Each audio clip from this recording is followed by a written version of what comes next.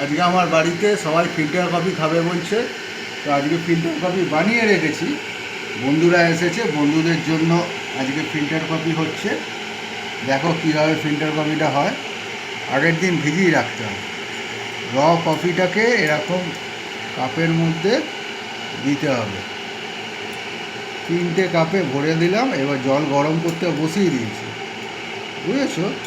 এই জল গরমটা হয়ে গেলেই এর মধ্যে কফিটা দিয়ে, গরম জলটা দিয়ে দেবো।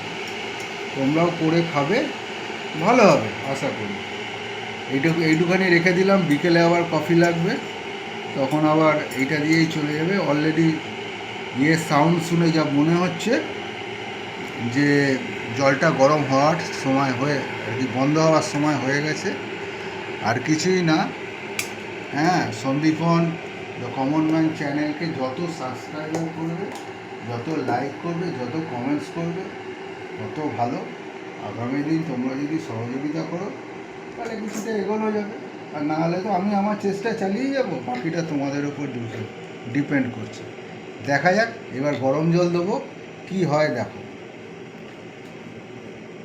তারপর যদি মনে হয় যে একটু কম হচ্ছে কফি, আবার তার মধ্যে ধরো, কিচ্ছু না, এটাই মেন।